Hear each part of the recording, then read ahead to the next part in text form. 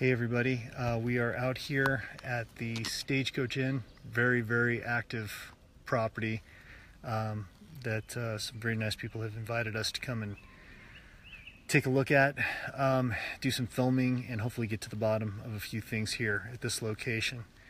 Hey guys, thanks for popping in. Just wanted to really quickly, this should be more of a lighthearted moment, but just walking through this place, already had a few things happen, so wanted to go kind of side to side here. Right here, got Mama Moon. Hi. Good to have you. And to this side, somebody I've been waiting to meet for a long time, and I finally had a chance to. Hello.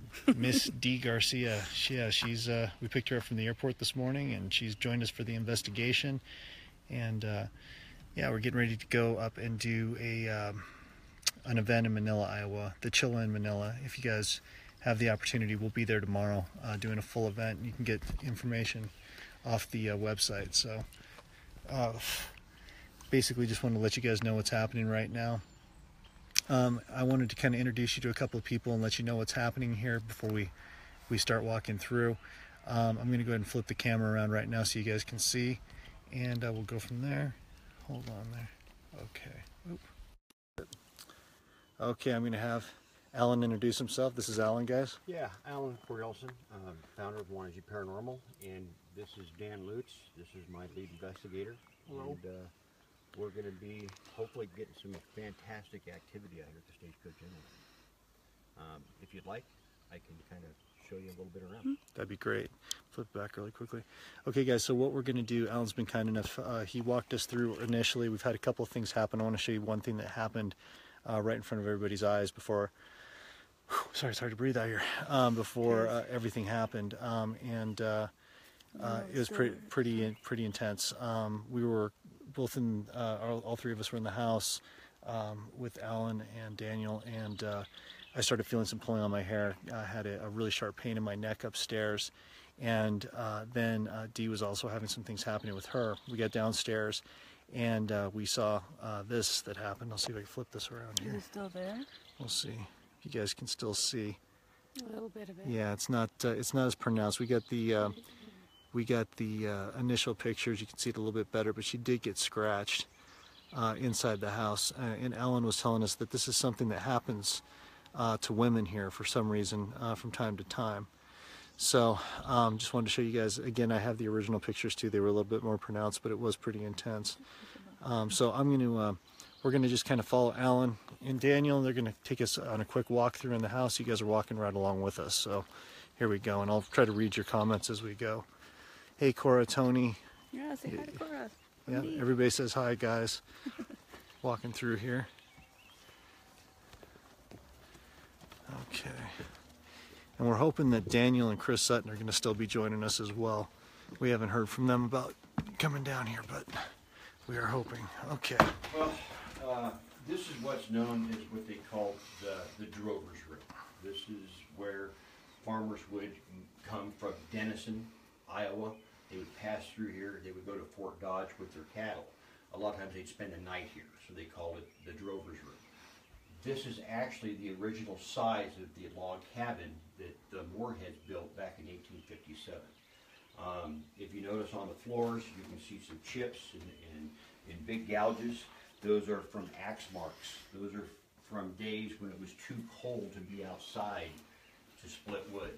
We've got a lot of activity in this room. Also over here in this display case, it's really kind of hard to see. There's a shoe in here, and there's also a dress.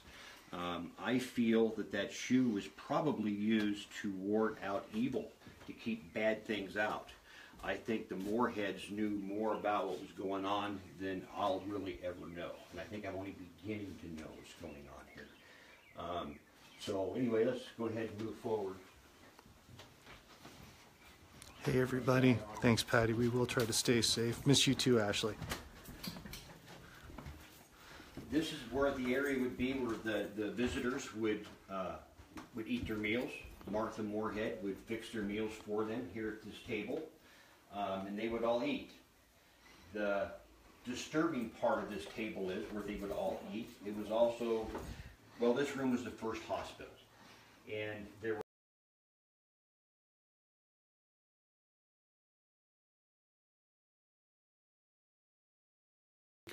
Oh, there we go. We're back, guys. If you could finish that thought. Sorry, guys, we lost you for a second. That's fine. I was just simply saying that this table was used for surgeries. It was also the first hospital. Amputations took place here. There was no anesthesia that was available at the time, so people would basically just pile on that individual, hold him down as they snipped off or cut off fingers, toes, and feet. There may have even been people that passed away on this table. I don't know. Right. Never been. I just don't know that. But there's been a lot of activity in here. We've had people having their hair pulled on, scratches as Dee has encountered, disembodied voices, the gambit. You know, everything you've heard in all these super active locations, you're going to find here in the Stagecoach Inn. This room in here, the men's room. We're going to try to walk with him, guys. If I lose you, sorry, we'll have to walk back outside.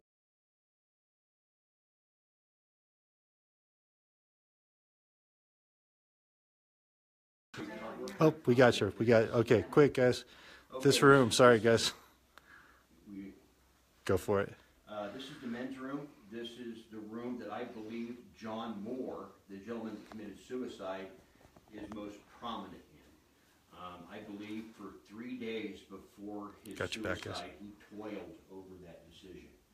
And I also believe that John Moore was a very miserable and unhappy man. And he likes to affect others. If you are having a pleasant life and a wonderful life, he will do just the opposite for you. He will actually make your life miserable because he hates to see anybody full of love, full of laughter.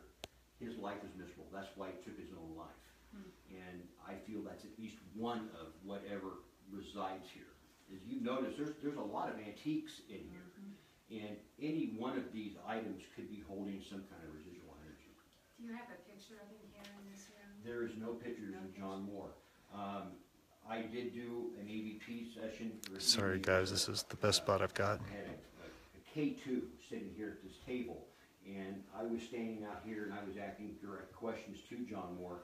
The K2 never reacted to anything until I got to the part where I asked him if it disturbed him that there's no stone at the Ida Grove Cemetery for him because he took his own life.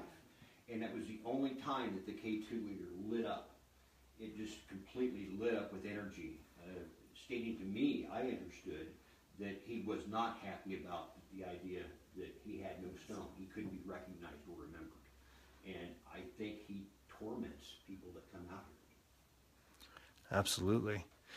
Guys, I apologize for our weird connection. Stick with us. We're going to go ahead and try to get as much of this as we can. We're just having some difficulty, obviously, with the signal out where we're at. So please stick with us. Also share the video if you wouldn't mind so some more people can get a chance to see this. If you'd share this Facebook Live to your wall, we'd appreciate it. And we'll try to walk through and keep our signal going. Thank you, Clancy. Thank you, Cora. Thank you, Laura.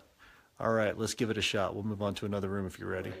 And that tells me too, that makes me confident in the fact that sometimes, with our devices out here that people say that it gets interrupted by radio waves and signals, there is no good reception out here for anything. So when we capture something on a K2 or on a millimeter, it's the real deal. There's nothing manipulating it that's worldly, so to speak. It's unworldly that is manipulating these devices. Right. This is the classroom. Go ahead, area. guys. This is where the children would do their ABCs and 1, 2, 3s. We've caught some activity in here. I caught what I believe was an apparition that moved through this room. It looked as if it was a hand and it began to morph into fingers. It was only briefly, and it was during the daytime hours. We've heard a lot of noises in this room, a lot of bangs and knocks. Music has been played. This spinning wheel behind me has been captured twice moving. The first time it was moving rather rapidly, and the second time I was doing a daytime investigation. I just panned to this spinning wheel and said, go ahead and make it turn. I was just in kind of a joking manner. I turned back around and was filming up the staircase, came back, and it was spinning like nobody's business. Wow. And I think you have a video of that, don't I do you? have a video of that. I think I sent that to you. I was clear in there. I got butchered on that because everybody asked me, why did you walk further into the room? Well, I didn't want to, simply because whatever activity was occurring, I didn't want to disturb it. You know, I didn't want to come in here and start panning around. I was the only one here. There was nobody else in this room. There was nobody else around. And so, but they questioned the fact that, well, maybe there was somebody that did it. But it happened so instantaneously. I mean, there was no way that somebody could have walked and spun this as quick as I moved from one frame to another. There was just no way I would have captured them as quickly as I moved back and forth. So maybe we'll catch it turning again tonight. You know, I don't know. Question for you, Mom, from Cora. She wants to know, do you feel the sick child here? Definitely. Definitely. There were several, but there's one female I really, really feel. I'm picking up about an age of 6, and again, something to do with respiratory. That's what I'm having trouble breathing. Mm-hmm. Yeah. Probably tuberculosis, something like that. Mm-hmm. And Vicki mentioned something here I just want to get to really quickly. She said, did something happen to the back of someone's head here, like it got hit or shot in the back of the head? I did experience something upstairs that was close to that, near the shoulder blade area, which it felt like a blow to the back. So hopefully that answers your question. Okay, guys, we're going to keep moving on, and hopefully we'll keep the signal going. All right. Real quick, we'll run just in here. This was Judge Moorhead's office. He was the judge of Ida County. He wasn't a judge like you would think, and did a lot of criminal trials. He did do some criminal, but mostly it was land disputes. And he would do his judgments from this window.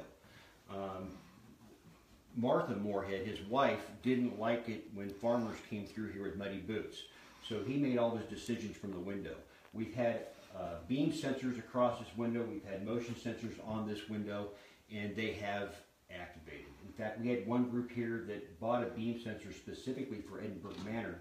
Never went off the entire time they've used it at other locations, and it was only here at the Stagecoach Inn that it ever went off, and I believe it was John Moore passing through here. Because I did find out later that where Dee's standing at used to be a door. The door is now missing, but there used to be a doorway there, so he may have also conducted his business from that doorway. We've had a motion sensor turned around pointing in that corner and had the motion sensor go off. And we've documented that on video. All right. We're going to try to walk a little further here into another room. Stick with us, guys. If we get disconnected, we'll try to get right back on. Just having some bad reception where we are here. Here we go. I think you guys will enjoy this room. This would be the community room. This is where the county would do their business, where they would make votes. It was also the church in the county. This is where they would praise to their Lord. I had investigated here 3 times back in 2012. 2012, the first 2 investigations, I had absolutely nothing go on. And there was the 3rd investigation. I was staying approximately right here. I had shined my flashlight over to this little glass display case with the American flag in it, said that the place was essentially flat, and it was at that moment that my coat got pulled on. And that's what started this whole thing. The following morning, when I went over the digital recorder and I got to the point where I asked if somebody had pulled on my coat, it's very clear. It's a child's voice, and it says, yes, it was me. So, again, lots of activity in this room. We had walkie-talkie activity here one night that was just bizarre. Every time we'd come into the room, the walkies would talk to us. We'd leave the room, it would stop. We actually left the inn, went outside, had a camera running on them. They didn't make a sound until we came back in. And we asked the question, do you want us here or not? And they went crazy, as if they didn't want us here. And we'd leave, and they'd stop again. So we never could quite figure out what that was all about. Alan, do you know if anybody used to smoke cigars or pipes inside the house? I would guess the Moorheads did. I think John probably did. Martha was a Pentecostal. She did not believe in gambling so much, and definitely not alcohol. So, but I do believe that John smoked either a pipe or a cigar. And they did have people that obviously traveled that probably smoked pipes or cigars here. Interesting. I have a question about the ceiling, if I could ask. It's a cathedral ceiling. Right. It was designed to be as a Like church. Okay. I found that real interesting. The rest of the I see that ceilings band. are all flat, except Right. for this room. So I thought that was quite interesting. I just want to show, as we're kind of leaving this room, hopefully we're going to keep our signal. This room here, the men's room, is where you can see the box set up. We've got the cameras out. We're going to be filming a Ghost Box session here for Ghost Box Chronicles, guys. So hopefully whatever we get here, we'll be able to present to you guys on the next episode, in our Iowa episode. And we'll let you know exactly what we get. So yeah, this is where you're going to see everything happen. I just wanted to give you guys behind the scenes. And then I wanted to show you over here where we're going to go next. And hopefully we keep the film going here. But these are the stairs to upstairs. And boy, it gets intense up there, guys. We already went up once. We're going to try to walk up there again. And I guess I'll lead the way this time if that's all right. Yeah, you go first. Okay, guys. Sorry if the... I think that's shut off. Nope, see, you have to actually step on it. Doesn't have to touch that in order for it to go off. That went off earlier. Okay. Motion detector. That went off earlier. Yeah, that went off earlier and nobody was on the staircase.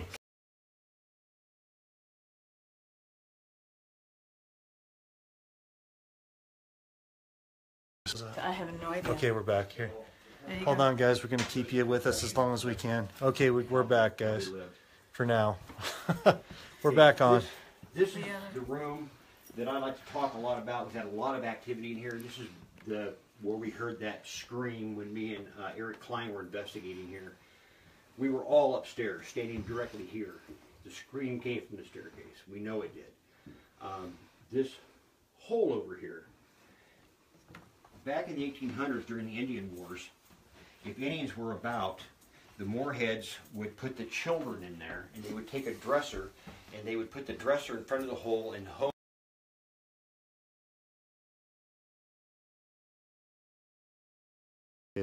Oh, okay. It is. Back again, guys. Sorry, we're trying to keep you guys going. I'm going to stand more towards the doorway here, Yeah, don't look. right about here. Okay. I showed him the little hole But back there. anyway, just real short, I'd put a full spectrum camera in there along with a trigger object device. Oh, This device would activate only if something touched it. I put a teddy bear clear to one end. And while I was downstairs doing my thing, at some point something was playing with that teddy bear. It's impossible for anything to trigger this device. Radios won't trigger it. It has to physically be touched by something. And something was playing with that teddy bear that was back in that hole. I heard a story of a young gal that years ago, back when this was still just a wreck, that kids used to play hide and seek in this house during the night. And one of them had hidden in there. And she felt something, this is something she told me, she felt something touch her on the shoulder, and it scared her. She ran outside, and she questioned her friends. She asked, who was it who touched me inside? And said, we've all been outside for 10 minutes. So something is in there. Something was in there. And I don't know what it was. Eric Klein got some really good activity, got direct conversation back and forth using a K2 meter. And that was from Paranormal Endeavors. Yes.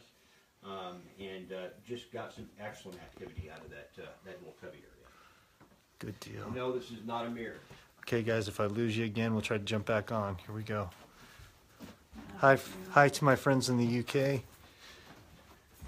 Hi to my friends in Illinois. It's like we're walking through the rabbit hole. Here we go. Yeah, this is a rabbit hole too. It is. And the further you go down, the more twisted it gets. This is basically the last area where people would have spent the night that were travelers. There's some lines on the floor here that indicates walls. There would have been a wall here and a wall behind Chris. You might ask, well, how did people get in and out of this room? Well, this room was referred to as the Stagecoach driver's room. This is where they slept the night. When they got up the next morning to harness the team, they went out this door. There's nothing behind it now, it's all been sealed off, but there was a ladder, and they would go down the ladder, and they would, of course, then go to the barn. But they were completely sealed off from all the travelers. We have got some great activity in here with the millimeter, talking about their travels and how terrible it might have been with fear of, bank robbers and Indians and everything along the way. But this is also the area that something very disturbing happened. Dan was over here. He was running his video camera, which was my Sony handheld, being very quiet. and it's clear as a bell. And we hear a child, I'm guessing about 14, that said, "Someone save us." It just puts a chill up your spine when you hear it. My thought is, and I think I told you earlier, and of course it's just a thought, it's just a theory, that this building is on Native American burial grounds. The living were here. This is where they thrived. This is where they lived at. They trespassed. And I think the reason this voice said, "Someone save us," is whatever's here that's holding protection over this ground basically says, okay, you were here in your life, I'm going to bind you here in your death. So that could be a lot of what's going on, as well as John Moore, as well as who knows what else is attached to this location. Just Yeah. with Tony, really quickly, yeah, I am having a hard time breathing in here, and Cora brought up a good point that she says that she thinks that the driver, the stagecoach driver, had a bad cough. well, there's a lot of tuberculosis back there, so that's a good I've been having possibility. a lot of trouble breathing up here, especially when we come up here. I can't. It's very repressive. It is. I can't get a deep breath. I just Yeah. can't. I can't do it. Okay. I'm getting a massive headache, but I've had one since I've been here. I've had it go out Well, several the first times. time we came up here, I told you I had a migraine, and I can't get a deep breath. I can't get a good deep breath. Yeah, it's just, welcome to the Stagecoach Inn. All right, guys, let's keep going here. Stick with us. If we lose you guys, please feel free to jump back on. Sorry, just have some weird reception. Hi in New Zealand, by the way. Thanks for following. Here it gets worse. Yeah. This would have been Anna's room. This was the only daughter that the Moorheads had. This is where she slept. I took a photo many years ago. It was back 2000, I don't know, 14. But vividly, I could see a face through this window. And it's on this side of the glass. I came up here the following day. I was able to gain access, thinking there might have been like a hurricane lamp or something that was sitting here that might have looked as if it was a face. And as you can see, there's nothing here, just this trunk. In fact, this trunk didn't even exist. This is new. They just brought this in. But there was a face looking out this window. And I'm outside. I should mention that these windows are low to the ground and wide like this because they were defensive points. So whatever was in here may have seen me as a threat, and it was a defensive posture. It was only seeing a face so low to the bottom of the window. I don't know. Interesting. Okay. And finally, this is where the Moorheads, John and Martha, both slept. This was their bedroom. We know that it was their bedroom because outside this window is the barn. John had a bell that was positioned here in the house that was tied to a rope to the barn doors. And so if somebody would try to get into the barn, he would know about it through the bell ringing. John also suffered pneumonia, and that's what took his life. And he did die in this bedroom. Wasn't this particular bed, but this was somebody's bed.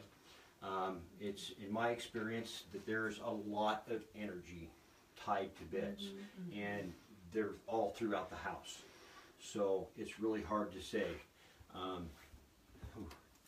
It is. Hello in France, by the You way. feel like your skin's crawling? Yeah, I feel like I can't breathe. yeah, I it's can't getting breathe. real bad now. This place will sneak up on you, and we got to go. Yeah. Follow you guys up. It's getting pretty intense here, guys. It's you can definitely feel this. What's happening? Oh my god, I can't breathe. Hang back here for a second. Why don't you guys take a look? Somebody's going downstairs. Thank you all for joining us. Here we go. We're gonna head downstairs now. We're coming back past here, so you guys can see. Really dizzy. Like really dizzy. Dee's getting extremely dizzy, and this is just something that the house is, it's uneven. It's definitely got some slopes and things like that, guys. But I'm telling you, you can't plant your feet. You just can't really see. Whoa, what's going on? As you see, I'm falling over here. I'm gonna walk down the stairs, guys. Sorry for the angle again. I just don't want to fall. These are really intense stairs, as you can see. We're just heading down. You gotta watch your head because there's a thing right here. Coming back down. All right. And we're walking back into the main room. Whew. Yeah, Grant, it's weird you mentioned that flash, because that flash I saw several times on the first one down, and that one too. This place is extremely intense. It's very difficult to get in here, and we're just really blessed to be here and see if we can figure out what's going on. I talked to Alan. I did his radio show, and he actually asked me if I would come down here and help him out, try to figure out what's going on with the box, because as you guys know, we're blessed to have the ghost box, and it kind of tells us everything that's going on. We can get names, dates, details, things like that. So that's kind of what's happening here. I'm going to walk outside, and then I'm going to say goodbye to you all, but I want to open this up as we come out. And you can see we're still daytime, luckily, as we're coming out here. Give you an idea again what the house looks like as we come out here. This is what we're looking at from the outside. It's crazy, guys. Lot of activity here. Tons of activity. Just want to show you, we talked about the Native American trees. Alan was telling you about those. I just want to kind of give you a close-up on a couple of these things here really quickly. Just kind of show you how intense it really is. Look at these gigantic monsters we got out here. And he was saying that the nation that was here used to hang the bodies from the trees and just let them decompose. It was their tradition. And this was one of those trees. So you can feel, I mean, all around this land, I don't know if you guys are getting this, but you can definitely feel what's going on out here. Here's the old barn out in the back there. I'm just going to walk you around, give you an idea. Here's a side view of the location. Okay, so you guys remember the scratch? Oh, you can only see the very last remnants of it. And guys, on the episode, I'll post the original pictures that came up when it first happened. As you can see, you can just see the 3 welts that are going down her arm right there. They were really bad when it first happened. Okay, so we're gonna walk back over this way. I just want to show you this, because you can feel these trees. These are obviously very spiritual land, and you can feel everything that's going on. But take a look at some of these. I don't know if you guys are able to get the vibe off of these things. I mean, they're definitely still holding a lot of the energy that obviously happened here. And you can see this place, it's just got a ton going on here, guys.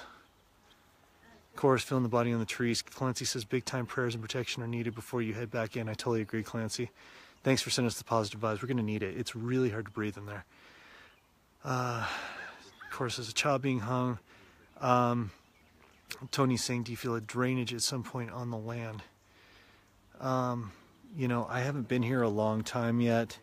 I'm strictly kind of going by first impressions here. I've now been in the house twice, kind of taken the tour twice, set up equipment, set up cameras. Right off the bat, just initial impressions. I'm going to flip the camera back around if I can. I'm definitely feeling some interesting vibes going on in there. I think that the land is a lot to do with it. I think that everything that happened in here with the Native American attacks, the people who were coming through. Oh, here we go. We're back. You got it? Yeah, we're back. There's Denise. Yeah, guys, sorry to answer your question. I have to bring it closer. My eyes aren't that good. Yeah, there's definitely children in there. There's definitely, I mean, obviously a lot of death. I mean, you don't have to be psychic to feel that. There's a lot going on here. Obviously the land plays into this, guys. Like we said, the activities that have happened here from what we just learned about, they obviously play into these things. But I feel like these spirits are really trying to reach out. I think that they're trying to get in touch with us. And I'm trying to get a shot here. Try to figure out exactly what's going on. So I don't know what's going to happen tonight, guys. And I usually don't try not to be a big, ooh-ah, doomsayer kind of person. But I'm not feeling real comfortable about going back in, I'll be honest with you. We drove a long way to get here from the Des Moines airport. It was what, 3 hours? About 3 hours up. I was going delirious. Yeah, this is a pretty crazy. Trying to talk. It was a pretty crazy drive. So we're gonna do what we need to when we're here. We promised Alan that we were gonna use the box and figure out what's going on. So we're just gonna do our very best, guys, and try to figure it out. So. But it's really heavy in there. Yeah. Hi, I'm sorry. Tony. Yeah, guys, we're like literally right now. I don't know about you, but I'm sitting here, my head is spinning. No, me too. And I can't. I want to go in there and do it, but every time I go in there, I can't breathe. Right. So. Yeah.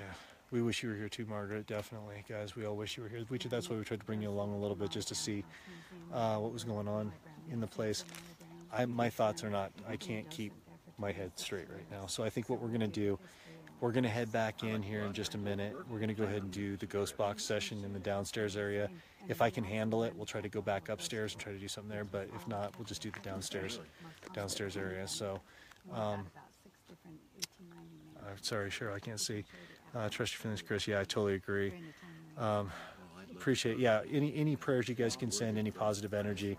We would really appreciate it because, like I said, you guys know me. I'm not a big ooh-ah doomsayer. But this one feels weird. This one feels really strange. It does. So I don't know what's going to happen. I'm not sure exactly what's going to go down here. So. Hi, Linda. I think it's the neatest place. And yeah. Anyway, so trying to remember what else I was going to say. Oh yeah, guys. Tomorrow, if you get a chance, if you're in Iowa, around Iowa, stop down at the Chill in Manila. I'm going to be there. Dee's going to be there. Mama Moon's going to be there. The Klondike, right? And then at the Klondike, and then the school. Hopefully Dan will be here soon. Yeah, we're Chris Sutton. Hi guys, hope you're on your way. But they'll be down there as well, and we got just a great thing happening down there. So if you guys can make it tomorrow, that'd be great. Yeah. Loopy's a good way to put it too. Yeah, absolutely, guys. So make sure also tomorrow to tune in for our Box Talk Live. It'll be the first Box Talk Live. You guys will be able to check that out. We know you guys missed us this week. Yeah, sorry about that, but this is good. We'll try to make up for it in the live. So.